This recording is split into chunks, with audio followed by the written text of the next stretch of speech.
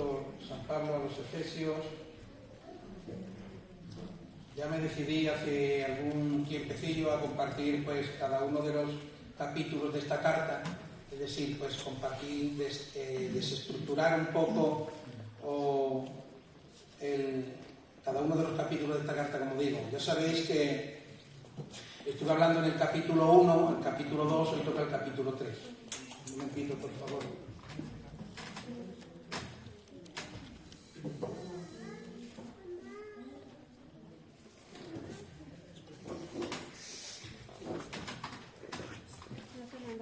Hoy toca el capítulo 3.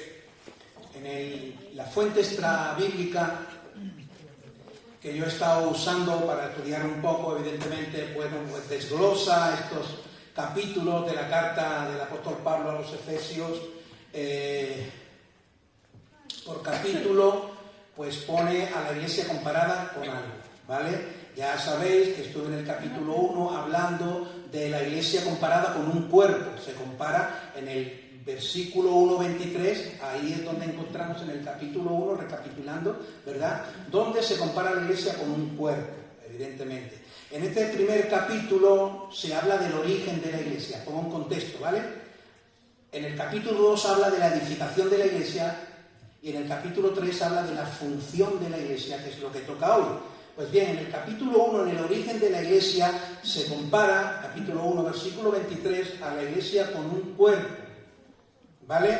Y lo que nos dice en relación a esto, este es el desglose del capítulo 1, es que este cuerpo fue concebido por Dios en la eternidad, antes de la fundación del mundo, todos lo sabemos, ¿verdad? En relación al Hijo dice que este cuerpo no solamente fue objeto de la concepción de Dios en su corazón en la eternidad, conociendo Dios el plan de salvación que tenía, evidentemente, fue concebida, el cuerpo, la iglesia fue concebida en la eternidad en el corazón de Dios. No es algo que el hombre haya hecho en el tiempo o en el ámbito terrenal, sino que es algo que viene de la eternidad y del corazón de Dios. Él concebió este cuerpo en la eternidad. Se nos dice también, sabiendo todos nosotros de la historia de la humanidad, ¿verdad? Que en el capítulo 3 el hombre cae y eso ha traído pues la degeneración, la pérdida de lo que el hombre tenía en el huerto del Edén que Dios le había dado. Lo que perdió ese hombre fue su comunión con Dios. El pecado produjo la ruptura del hombre con Dios y también produjo, en este caso, la pérdida de la vida eterna. Porque el hombre fue creado en un principio para vivir en la eternidad, eternamente, ¿verdad? Y el capítulo 3, ahí hay un antes y un después de lo que Dios había provisto para el ser humano, ¿de acuerdo? Bueno, pues Dios en su plan y en su sabiduría que Él confeccionó este cuerpo en función de lo que el mundo iba a necesitar. Pero también nos dice que no solamente el Dios Padre confeccionó este cuerpo a la iglesia en la eternidad, sino que el Hijo también la compró y la adquirió por precio de sangre, porque sabía que este cuerpo, que esta iglesia había caído y venía con una naturaleza muerta en sus delitos y pecados, y que no solamente necesitaba ser creado este cuerpo, sino también ser redimido. Y es por eso que Jesucristo trae también esto en el capítulo 1. El Padre ha concepcionado a la iglesia, el Hijo la ha redimido, la ha rescatado y la ha adquirido para Él, y el Espíritu Santo le está enseñando y guiando. Gloria a Dios, amén. Eso es lo que el capítulo 1 de Efesios te va a hablar. De esa, función trinitaria. El Padre concibe a la iglesia dentro del plan de salvación, el Hijo la tiene que redimir y el Espíritu Santo la tiene que guiar y la tiene que enseñar, en este caso, mientras está en la tierra cumpliendo con su obligación, con sus obligaciones, ¿de acuerdo? Ahí vemos el origen de la iglesia comparada con un cuerpo y la acción del Padre, del Hijo y del Espíritu Santo. Capítulo 1. Capítulo 2. La edificación de la iglesia. Y se compara a la iglesia con un templo. Y estuvimos hablando de la importancia del templo físico, material, para la vida de un judío. Y estuvimos viendo que era el centro neurálgico de la vida de un judío, el templo. Pero que no era tanto por el edificio, sino por la presencia de Dios que habita en el templo. Es por eso que puedes entender el Salmo 84 cuando dice que anhela mi alma los atrios del Señor. No es tanto por el edificio, es porque el edificio alberga la presencia de Dios. Esa Shekinah que descendía sobre el tabernáculo cuando el pueblo de Dios era un pueblo, en este caso, nómada, ¿verdad? Es ahora que el pueblo ya ha entrado, digamos, a ser más sedentario, tiene un templo establecido, no es movible, ¿verdad? Pues esa presencia de Dios es la que anhela el judío. Así que cuando tú lees un salmo y encuentras ese anhelo, más vale un día en tus atrios que 1000 fuera de ellos, o encuentras esa melancolía en aquellos judíos que estaban en la Babilonia, ¿verdad? Cuando habían sido llevados cautivos, decían, nuestros captores nos dicen que cantemos cántico de Sión. ¿Cómo cantaremos cántico de Sión? No nos olvidaremos de ti, Jerusalén. No era tanto por la ciudad, era porque la presencia de Dios estaba en el templo. Es porque la presencia de Dios, para un judío la presencia de Dios ahora mismo no reside, para un ortodoxo de esto, ¿verdad? No reside la presencia de Dios hasta que no se establezca de nuevo el sacrificio continuo y la gloria de Dios descienda de nuevo sobre el templo que se tiene que construir. Esa es la mentalidad. Y hablábamos de, en realidad, de también la importancia del templo espiritual que somos nosotros. Y que nosotros como templo espiritual tenemos que tener un cuidado integral de nuestra vida. A nivel físico tenemos que cuidarnos, porque somos templo del Espíritu Santo.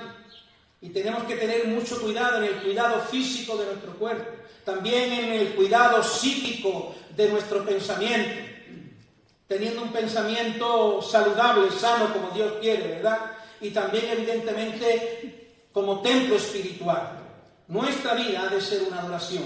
Ellos iban al templo a adorar y nosotros como templo tenemos que cuidarnos físicamente, psíquicamente, psicofísicamente y tenemos que cuidarnos espiritualmente, siendo nosotros un centro personal de adoración a Dios. Amén. Amén. Tú y yo somos un centro de adoración a Dios. Y estuvimos hablando en el capítulo 2, edificación de la iglesia, ¿verdad? La importancia de la presencia de Dios en la vida del cristiano, la importancia de la presencia de Dios en la vida de la iglesia y de lo que la presencia de Dios aporta a la iglesia. Y estuvimos hablando que aportaba unción, y que cuando hablábamos de la unción no estamos hablando de la unción del Santo, que es el Espíritu Santo, que lo tenemos todos. Todos tenemos la unción del Santo, ¿amén? ¿Sí o no? La unción del Espíritu Santo la tenemos todos. Sino la unción en función de ser una unción respaldadora en lo que hagas y digas, o digas y hagas. Y estuvimos viendo algunos ejemplos de personas que estuvieron ungidas por Dios desde esa perspectiva, donde Dios respaldaba lo que decían y lo que hacían. Y estuvimos viendo cómo Dios hizo eso con uno de ellos, que estuvimos viendo era José. Dios estaba con José. También hubo un rey que habló a Abraham y le dijo, sabemos que Dios está contigo. Abraham tenía la unción respaldadora de Dios y en todo lo que hacía Dios respaldaba, evidentemente. Dios elige a una persona para algo y la va a respaldar en la labor que tiene que tener por delante. Esa unción respaldadora realmente es algo que aporta también, en este caso, la presencia de Dios a la vida cristiana. A un cristiano. Él nos respalda cuando vamos a hablar a la calle de las personas. Él respalda a su iglesia en las labores de su iglesia. Bendito sea el Señor, recuerda. Él es el Espíritu de Dios el que la enseña, la guía y la guarda también, vamos a añadir ahí, a la iglesia mientras que anda por este mundo. Hemos visto el origen de la iglesia. Estamos viendo la edificación de la iglesia donde la unción del Espíritu Santo, la presencia de Dios aporta esto. Por lo tanto, un creyente puede estar triste, pero no permanecer, no voy a decir eternamente, ¿no? Permanentemente en la tristeza. Porque otra de las funciones que la presencia de Dios trae es gozo. El gozo de la salva, que no tiene que ver con el gozo de las emociones humanas. Ese va a estar ahí dependiendo de las circunstancias. Pero el gozo de Dios que aporta la presencia de Dios, ese cara que, como dice el corazón alegre, hermosea el rostro. Cuando hay una salud espiritual, esa salud se nota. No quiere decir con esto que el creyente no pueda enfermar y pasar momentos de ansiedad y eso no, eso sí, eso todo, ¿verdad? Pero me refiero que al final el gozo de Dios, si está ahí encendido, va a ahogar esas penas, va a ahogar las penurias, la va a atrapar. En tu presencia hay ¿qué? Plenitud de gozo. Sí, lo dice la Escritura. Y otro aporte era la paz. La paz para con Dios la tenemos, evidentemente, ya no somos enemigos, hijos de Dios, miembros de la familia de Dios, pero también la paz del Señor en nosotros, para poder experimentarla en medio de las tormentas de la vida. ¿Amén o no? Amén. Se puede, hermano. Eso es lo que trae el Señor. El gozo del Espíritu es nuestra fuerza. Y la paz del Señor, que sobrepasa todo entendimiento, es la que debe de gobernar nuestros corazones. Eso estuvimos viendo. Capítulo 2. Hoy toca la función de la Iglesia. Yo, en el amor del Señor, quiero que podamos entendernos, que podamos entender lo que el Espíritu ojalá me permita expresarlo como yo lo he ensayado, pero evidentemente. Ahí vamos a ver en el capítulo 3 la función de la Iglesia. Y es comparada, en el capítulo 3, con un misterio.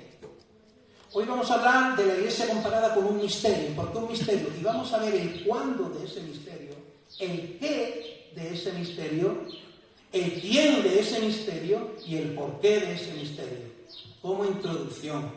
Y luego pasaré a lo que yo quiero decir a la Iglesia. Pero lo que voy a decir ahora es literalmente sacado del capítulo, de una manera que no estoy yo, en este caso, alegorizando ni nada, sino que viene de ahí en estudios, de ahí que tenemos fuentes bíblicas que nos ayudan también al compendio de las Escrituras, ¿no? Como son comentarios bíblicos y demás, ¿no? Pues esto. Pues vamos al capítulo 3 de la carta a los Efesios. Recuerda, la función de la Iglesia. La función de la Iglesia. Capítulo 3 de los Efesios. Vamos a ir desglosando.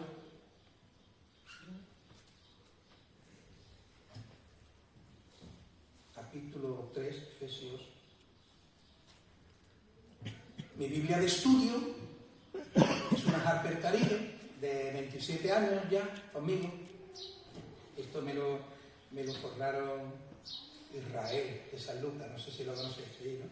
Esto me lo forró él y todavía está ahí. Vamos, que no fue de cuero de Ubrique, ni me lo forraron en Ubrique. Fue uno de arco y un retal que tenía en su casa, pero más potente que, o no sé si vendría de Ubrique, seguramente. Pero ahí ya, lleva 27 años. Mi Harper Caribe dice aquí, empezando el capítulo 3, la función de la Iglesia. Y ahora Pablo dice, por esta causa, vamos a ver ahora he dicho antes el cuándo, el qué, el quién y el por qué. Vamos a ver esto, ¿vale? Porque la Iglesia era un misterio. La Iglesia, como misterio, no tenía voz profética.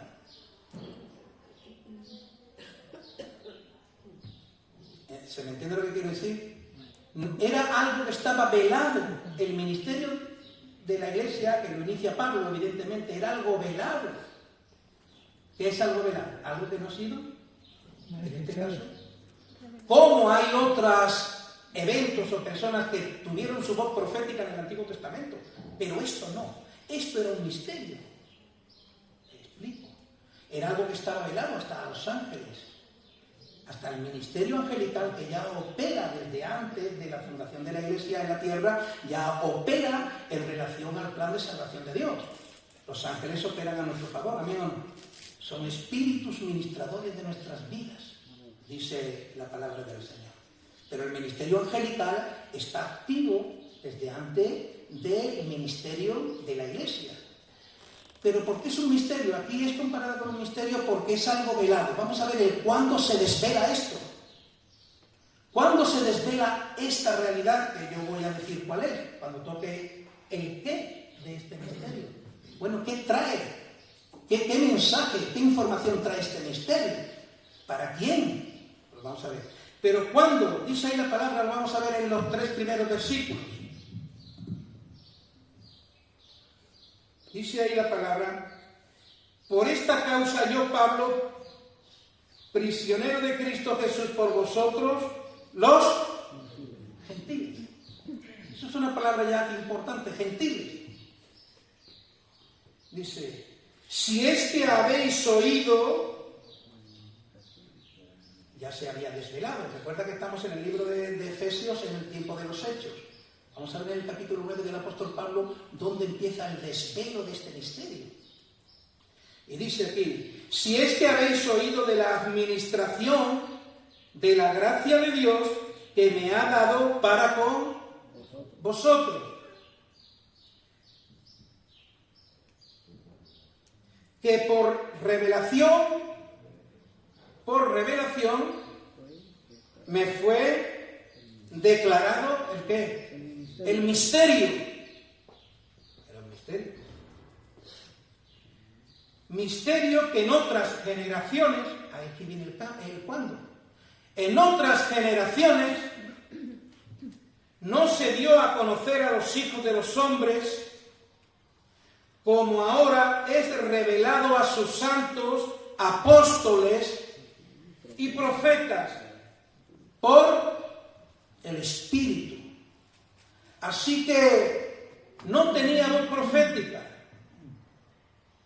El ministerio de la Iglesia, bueno, sí hay voz profética, por ejemplo, de personajes. Hay voz profética desde el Antiguo Testamento del nacimiento de Jesús, no de Jesús, ¿sí? Hay voz profética desde el Antiguo Testamento de Juan el Bautista. Hay voz profética desde el Antiguo Testamento de la venida de Jesucristo, primera y segunda venida. Pero en relación a esto no había sido revelado en otras generaciones. Y dice que no en el Antiguo Testamento fue revelado, sino que ahora, esto es una revelación del siglo I. Ahora tiene a los apóstoles y profetas. ¿Y el qué? Ha sido revelado. Cabría ahora el qué, ¿no? Ahora cabría el qué. Pero bueno. Es en el siglo I, lo vamos a ver. Lo vamos a ver cuando toque el quién de este misterio. Así que es un misterio que ha sido revelado. No hace mucho que ha sido revelado cuando escribe aquí a los Efesios. Por eso le dice, si no sé si habéis ya oído de la gracia que me ha sido dada para con vosotros. No sé si ya los apóstoles, porque ya los apóstoles sí lo sabían. Ya se encargó Bernabé de cogerlo y traerlo a Jerusalén, lo que había pasado con Pablo, ¿no? Pero en este caso no lo sabían, era algo velado. Y es en el primer siglo cuando se va a coger esto. Vamos a ir al capítulo 9 del libro de los Hechos, a la conversión de Saulo. Ahí es donde encontramos la primera referencia de desvelo, digamos, de este misterio. Libro de los Hechos, capítulo 9.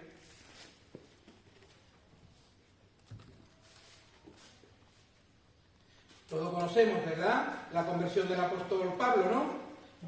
Es muy bueno leer el capítulo 9 porque habla de la conversión de Saulo, casi todos los versículos, luego también está la parte de Pedro, pero ahí aparece la conversión y es un elemento bueno también como un método de abordaje a la hora de abordar a una persona, tu testimonio personal, ¿no? Como el apóstol Pablo lo usó, evidentemente, y muy bien. Entonces, ahí vemos que este hombre era un judío llamado Saulo de Tarso, como en contexto, ¿verdad? Saulo de Tarso que perseguía a los cristianos. Y que yendo hacia Damasco, persiguiendo a las reuniones de cristianos para cogerlo, atraparlo, encerrarlo, martirizarlo, lo que fuese, creyendo que servía a Dios. Como judío que era celoso de la ley mosaica. Pero en el camino de Damasco tiene un encuentro personal con Jesucristo. Aleluya.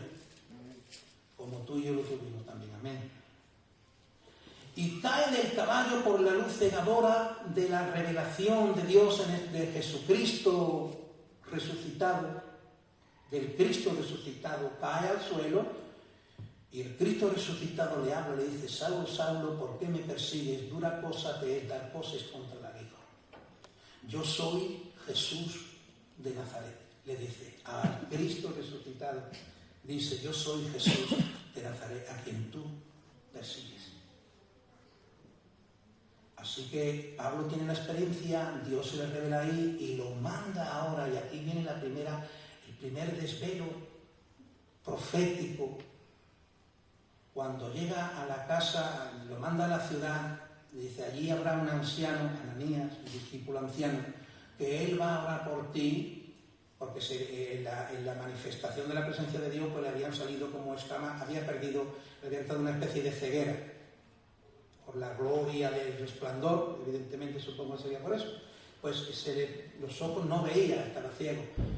Lo llevaron allí, y cuando Ananías, el discípulo anciano, lo ve venir y Dios le habla a Ananías, le dice que ponga las manos sobre él para que le caigan las escamas de los ojos y recobre la vista y tal y cual. Y entonces Ananías dice: pero, Señor, este es Saulo de Tarso, este es el que persigue a la iglesia, ¿no será esto un engaño? ¿Cree que se ha convertido para atraparnos? ¿Y qué le dice? Ahí viene el primer desvelo en la declaración de Ananías. Esto es ahí, es en ese siglo primero y en este momento cuando se empieza a desvelar el misterio de la iglesia. Y dice ahí, vamos a ir cuando ya entra. Entonces Saulo, versículo 8, entonces Saulo se levantó de tierra, ya le había hablado Jesucristo, y abriendo los ojos no veía a nadie. Así que llevándole por la mano le metieron en Damasco, donde estuvo 3 días sin ver y no comió nada. Había entonces en Damasco un discípulo llamado Ananías, a quien el Señor le había dicho en visión: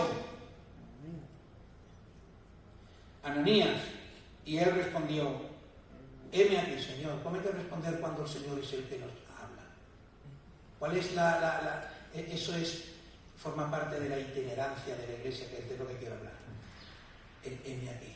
Cuando Dios nos llame, no puede haber un permíteme despedirme de la familia, no puede haber un permíteme esto, permíteme lo otro. Deja que me muerto. Ahí era radical en el sentido de la importancia que tiene el mensaje de Dios en un mundo realmente, verificablemente perdido en su eternidad.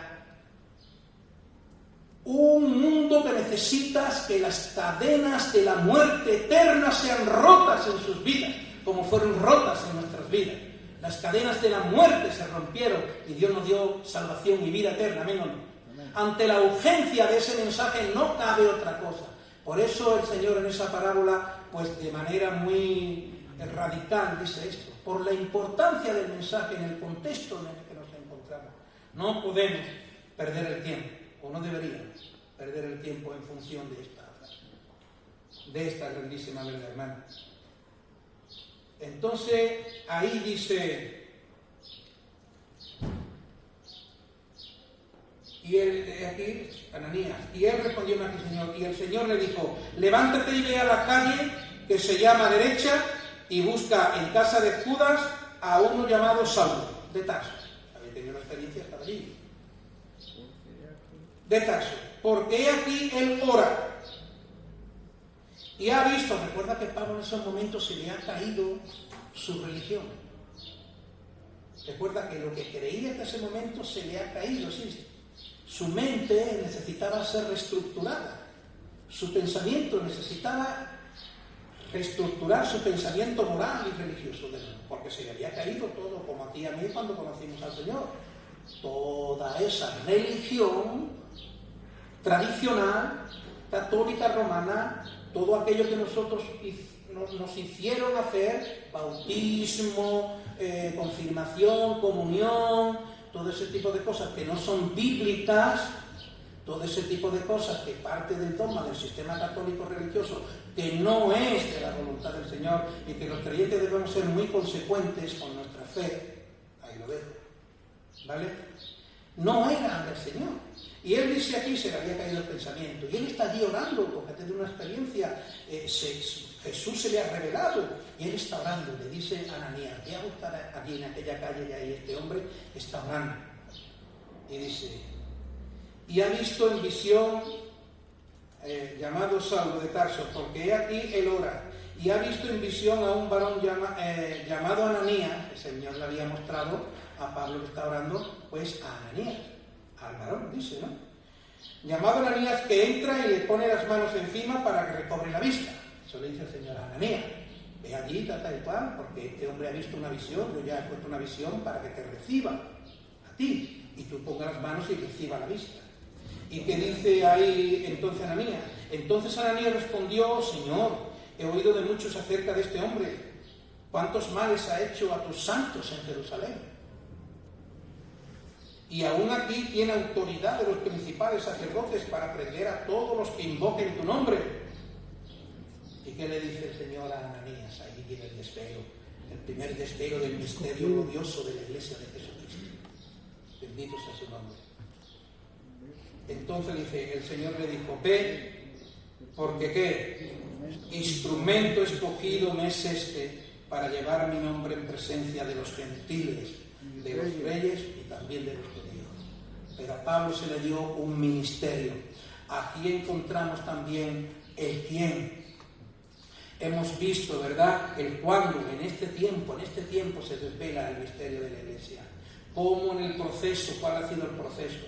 Pablo cae, Pablo tiene la experiencia, es llevado allí, Dios le dice que ore tal y cual, y le dice al que duda de que Pablo venga con lealtad, ¿verdad? Pues le dice que este me es instrumento escogido. Vemos el quién del misterio. El apóstol Pablo fue el escogido para el misterio de la Iglesia, para ser el iniciador. ¿Recuerdan que estamos hablando, capítulo 3, de la función de la Iglesia? ¿Cómo nace esto? Pero es comparada con el misterio. Y el apóstol Pablo, en este caso, es el elegido. Vemos el quién. Él dice al principio: si habéis oído de la administración de Dios, os habéis enterado ya del proceso, ¿vale? Cuando hablamos del quién, es el apóstol Pablo. Y recuerdo esto, yo meditando digo, pues es verdad. Cuando el apóstol Pablo pasa esto, ¿qué es lo que hace ya a renglón de que Ananías pone las manos, ora por él, recibe la vista, come, recobra un poco de fuerza? ¿Qué es lo que hace el apóstol Pablo? ¿Hacia dónde se dirige? Hay que conocer la historia del apóstol Pablo ahí un poquito. Bueno, pues después de esa experiencia, lo próximo que hace es que él se va a Arabia. Él se va a Arabia, ¿no es cierto? Él se va a Arabia y empieza a predicar en Damasco, empieza a predicar por aquí, pero antes de eso entendemos, que ya lo estuvimos viendo en el capítulo 2, ¿verdad?, que es lo que recibió. Pero te voy a terminar de leer esto, lo que le dice a Ananías, porque es importante para entender esto. Dice a los hijos de Israel: porque yo le mostraré cuánto es necesario que padezca por mi nombre. Jesucristo resucitado se revela al apóstol Pablo y le va a decir: tú eres el elegido para este gran misterio, el apóstol Pablo. Y el qué de ese misterio es este: de que los pactos, las promesas y la herencia de Dios, que en un principio solamente era para el pueblo de Israel, en Jesucristo es para toda la humanidad. Gloria a Dios, amén. Ese era el misterio. Para eso levanta el apóstol Pablo. Esto lo estaban oyendo los judíos. Hasta ese momento se había dado a conocer de parte de Dios la salvación de Dios para Israel. ¿Amén?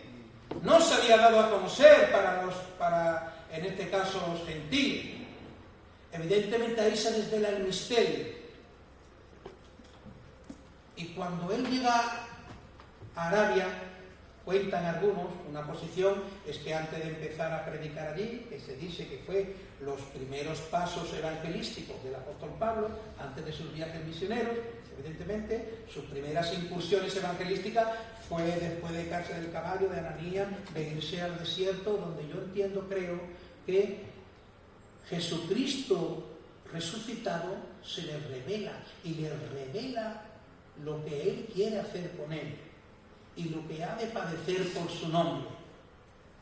Y es a partir de ahí que entiendo yo que de de ese tiempo con el Señor en el desierto, Pablo reconstruye su pensamiento religioso. Dios le ha mostrado la visión de su vida, lo que Él quiere de él. Le ha mostrado el ministerio que tiene para él. Entonces Pablo, entiendo yo que ahí se renueva porque ha tenido un encuentro, ha tenido un retiro espiritual con el Cristo resucitado, y el Cristo se le ha revelado y le ha dicho, porque aquí dice, porque yo le mostraré lo que ha de padecer, yo le voy a decir lo que quiero de él y lo que eso conlleva. Y se lo dijo.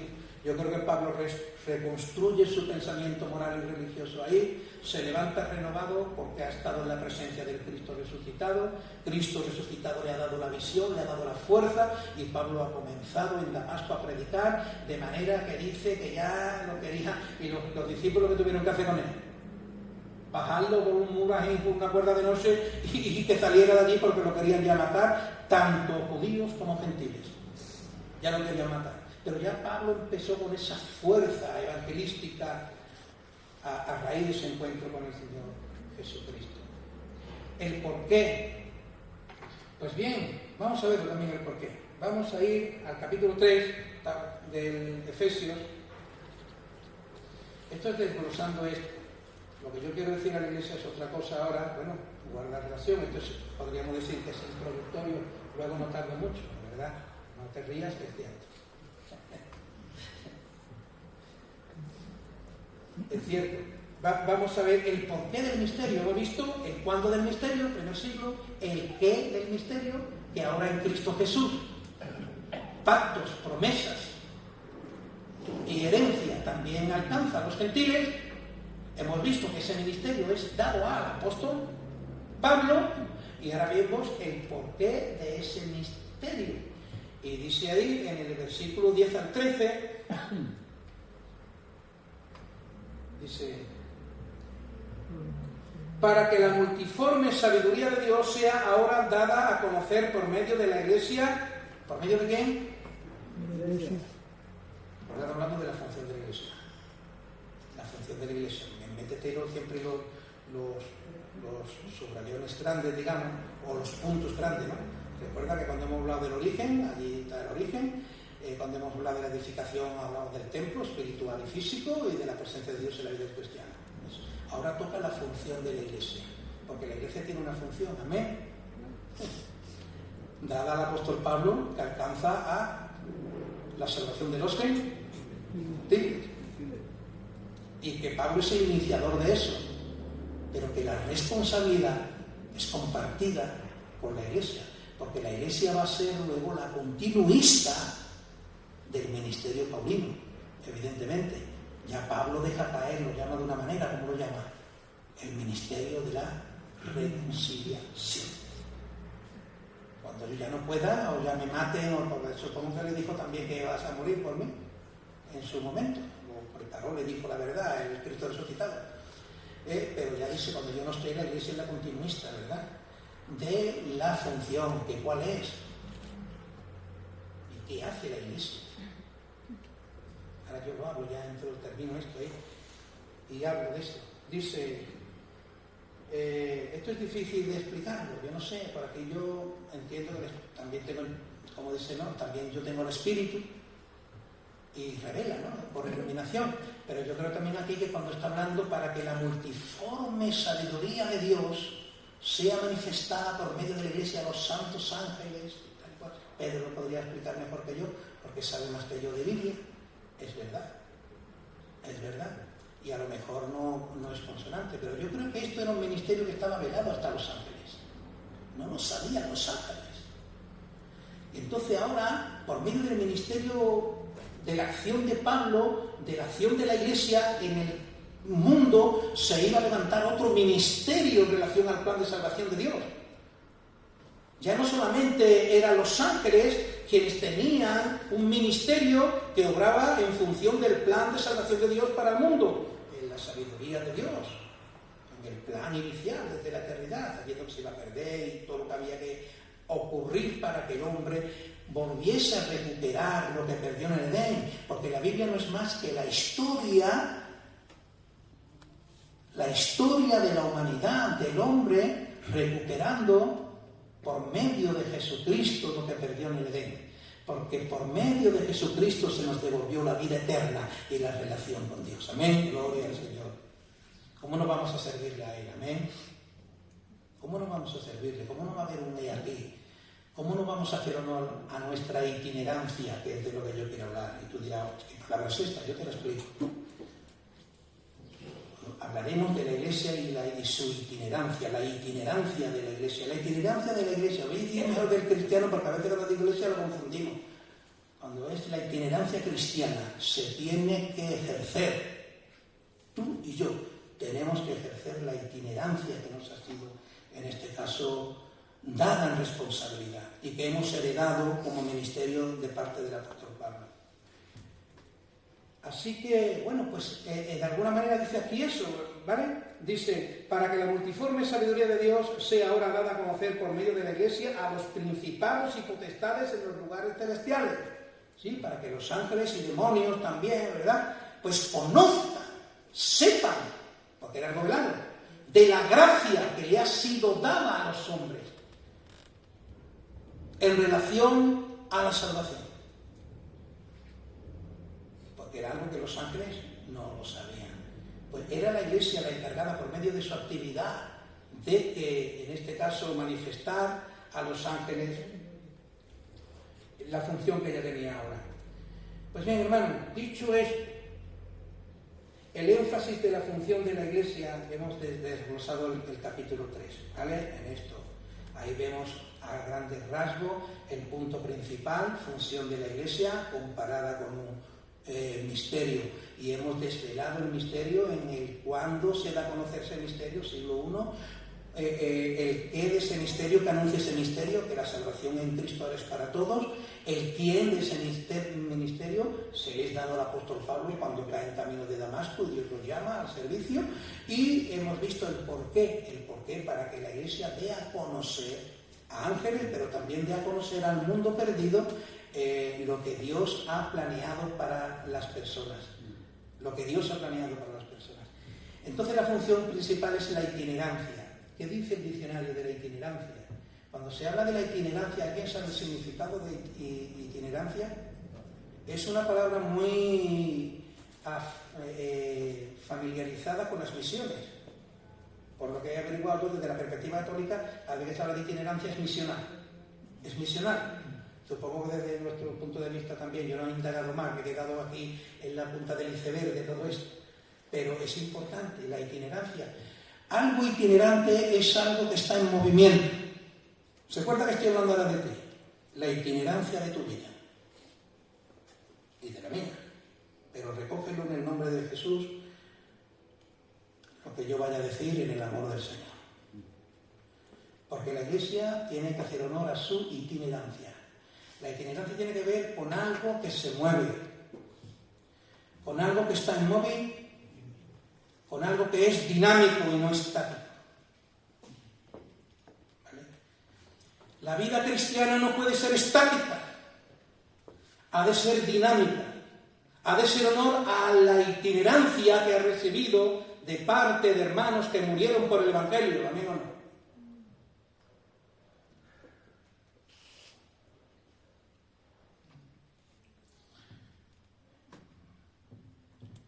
El ministerio de Jesús fue un ministerio itinerante, ¿sí?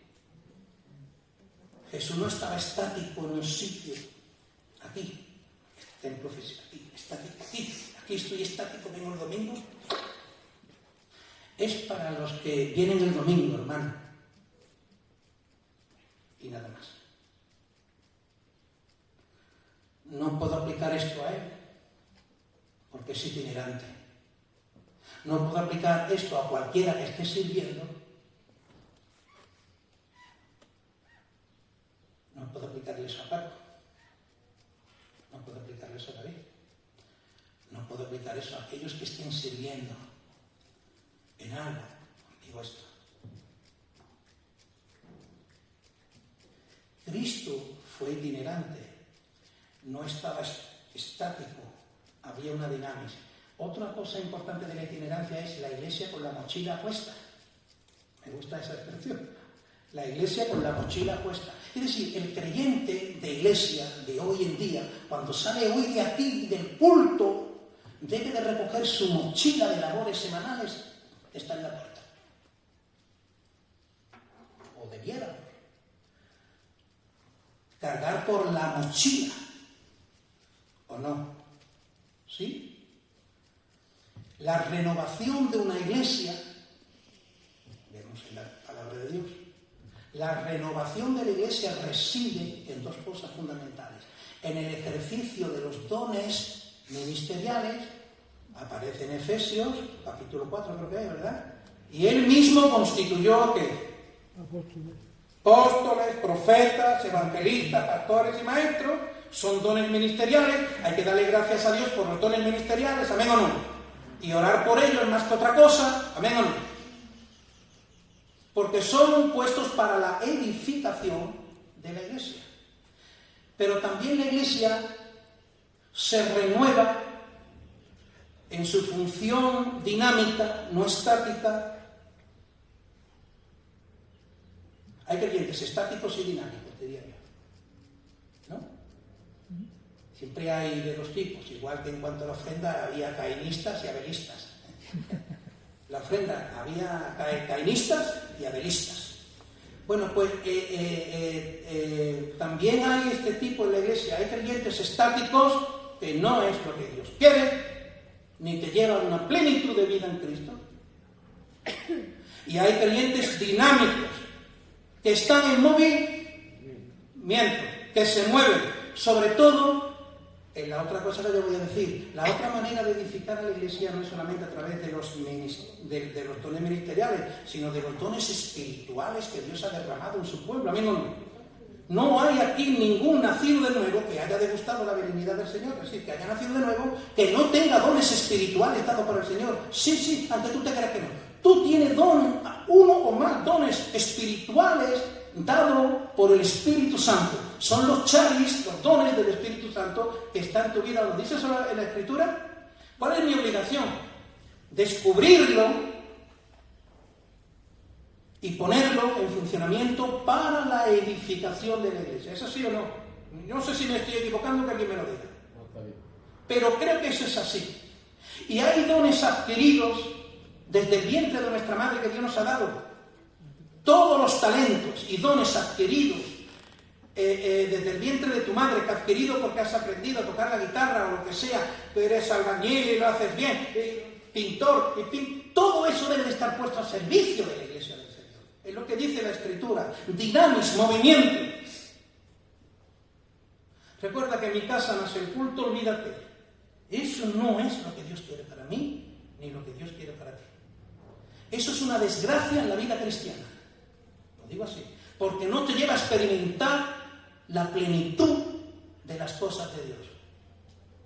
Y a veces en el tiempo, si eso no se pone en marcha, nos convertimos más en un elemento de tropiezo que en un elemento de bendición para los hermanos. La otra cosa que yo digo, que se renueva en la iglesia del Señor, es a través de las actividades departamentales, hermano.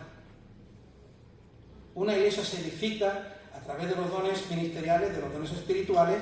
Tú eres, y eres tú y ella, ¿no?, el encargado de descubrir qué dones tienes tú y ponerlo al servicio de la iglesia para que no caigas en un cristianismo estático.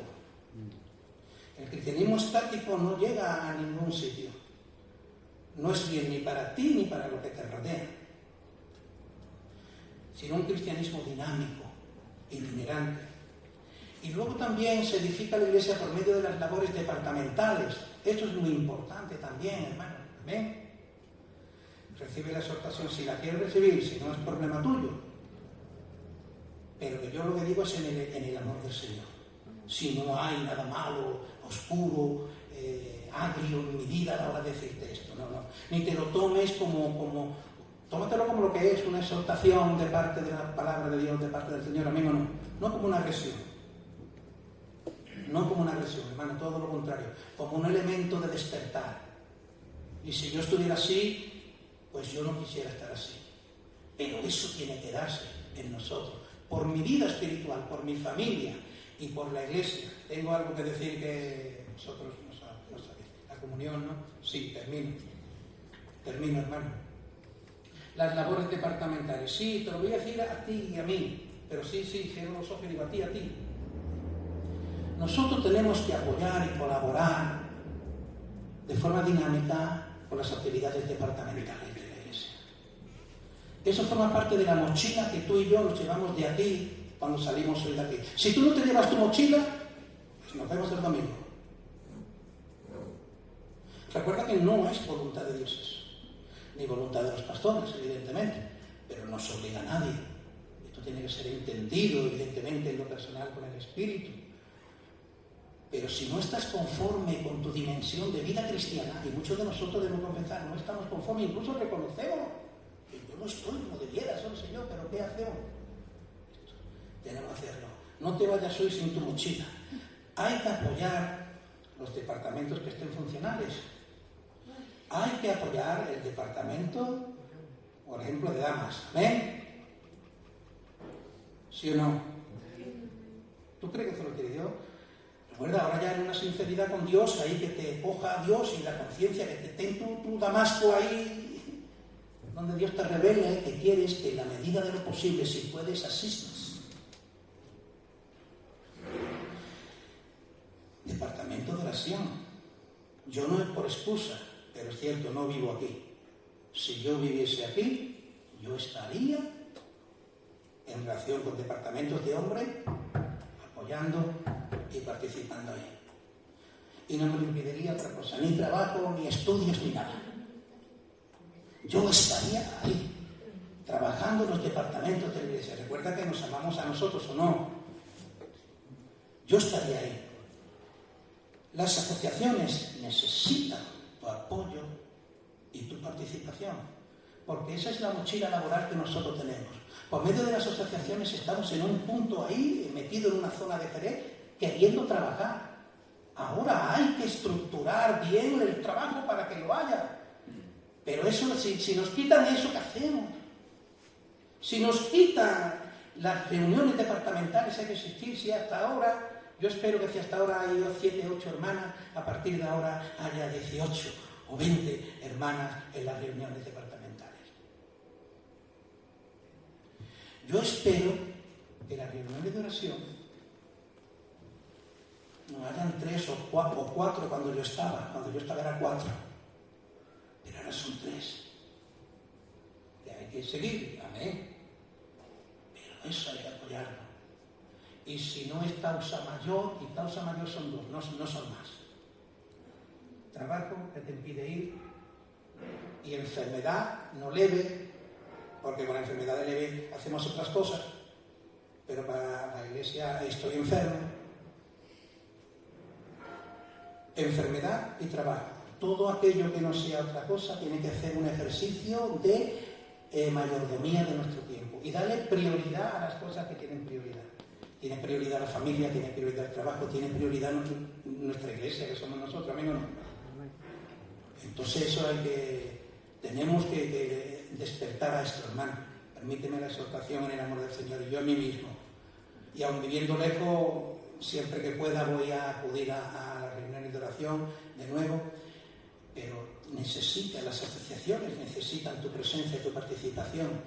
No entiendes que no hacemos nada, hacemos con nuestra presencia mucho, siendo luz en un punto. Actividades que se quieren hacer, toca ya pues Cerro Fruto, ahí al aire libre como otros años. Espero que estemos ahí y no siempre seamos los mismos, sino que si no estás haciendo nada durante la semana, Dios te lo está diciendo a ti. Ahora si tú durante la semana pues estás yendo a las damas, o viene a limpiar, o viene a los alimentos, o visita, hace labores. Si hace labores, llevas la mochila. Si no haces nada, estás dejando la mochila, te estás viniendo aquí, te vas y vienes el domingo y punto. Y eso no es para nadie, salvo causa mayor. Amén. En el amor del Señor. Renovémonos en esto. Eso es lo que yo quería compartir. Yo no sabía hasta dónde se me iba a permitir exhortar amorosamente a mis hermanos, a los que amo, a los que sirvo y a los que quiero seguir sirviendo. ¿Ven o no? Amén. Pero tú te tienes que dar más del mismo pensamiento. Tú eres el sucesor del apóstol Pablo en las labores de este gran misterio que es la Iglesia, la predicación del Evangelio. Y todo lo que se hace en la Iglesia, sea a nivel de departamento o a nivel misional o a nivel de evangelismo de calle, también se me olvidaba, el evangelismo de calle necesita el apoyo. ¿Miedo qué? Ninguno. ¿Miedo a qué? Hay que salir todo eso. Así que ahí está el reto de la predicación de hoy. Yo no voy a pedir perdón, creo que no he ofendido a nadie, ¿no? He exhortado en el amor del Señor. Yo antes era más exhortativo, ¿vale? Tómatelo a bien, no permitas que el enemigo siembre un pensamiento negativo o destructivo a lo que yo estoy diciendo, porque yo no pretendo destruir, ni criticar, ni señalar a nadie. Pretendo edificar a la Iglesia del Señor por el Espíritu Santo, trayendo la palabra que entiendo Él me ha dado para compartir. Amén. Lo dejo ahí, hermano, y ahora tomamos a la Santa Cena, que nos va a servir para incluso renovarnos en este aspecto, en esta dimensión. Así que dicho esto, la ofrenda del Señor también, sí, pero nos toca la Santa Cena, así que vamos a ir a la Santa Cena. No sé si el hermano la va a presidir.